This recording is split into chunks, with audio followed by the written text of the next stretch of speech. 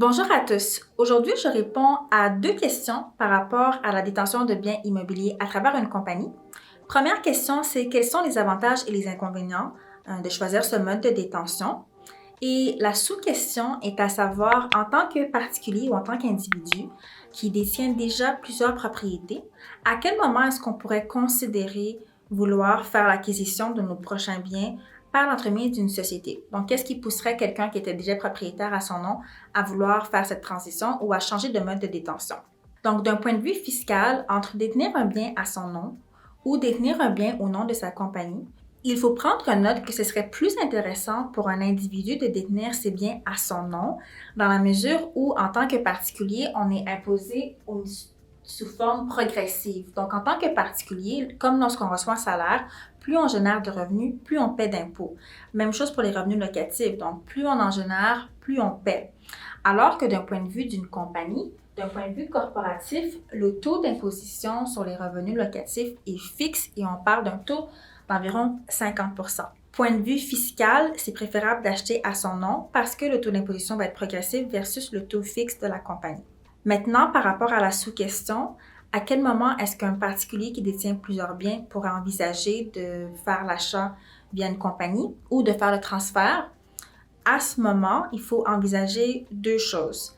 Est-ce que à votre nom, vous avez maximisé le nombre de biens dont vous pouvez faire l'acquisition? Est-ce que au niveau des revenus locatifs que vous générez à votre nom, vous avez atteint le maximum en termes de taux d'imposition? Maintenant, parlons du point de vue d'un entrepreneur.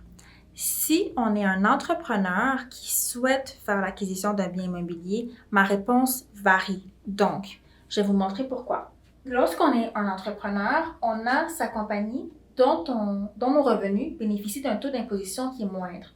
Donc, en tant que compagnie incorporée, on génère nos revenus ici et souvent, notre taux d'imposition est autour de 20% ou même moins si on a des employés et on génère un certain nombre d'heures d'activité. Donc, le taux d'imposition peut être de 20% ou moins.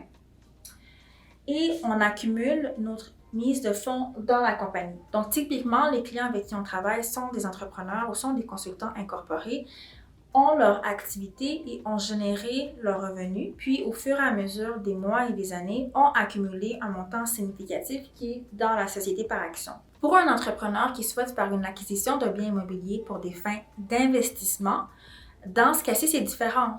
S'il avait à acheter à son nom, ça veut dire que M. X aurait à se verser un montant significatif de revenus, de sorte à pouvoir recevoir le montant nécessaire pour faire sa mise de fonds.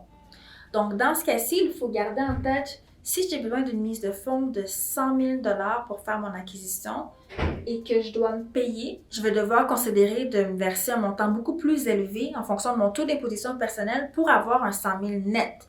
Donc, on vient perdre au change en termes d'impôts parce que finalement, je dois me verser davantage pour estimer combien est-ce que je dois recevoir net pour faire ma mise de fonds.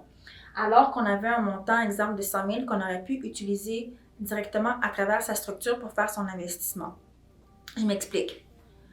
Pour nos clients entrepreneurs, on va envisager plutôt de créer une société de gestion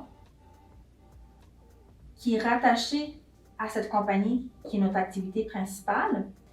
Et si on veut utiliser notre 100 000 $ de mise de fonds et le garder tel quel, donc ne pas perdre au niveau des impôts, en ayant ce qu'on appelle une société de gestion, une holding, il est possible de transférer des dividendes libres d'impôts, donc 100 000 $, 100 000 $ et on garde la nature de notre 100 000 $.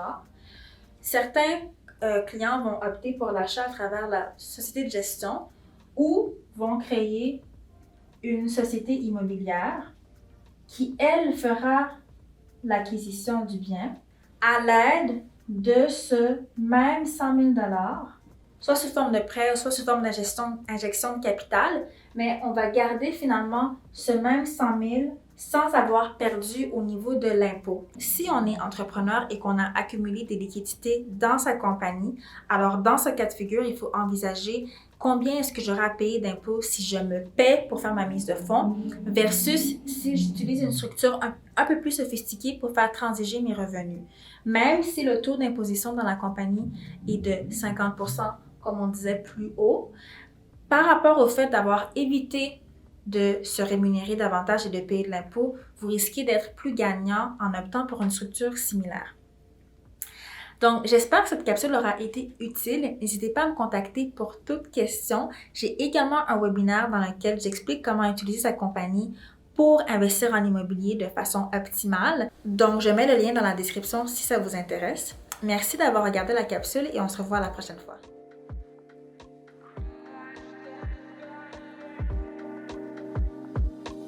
Oh.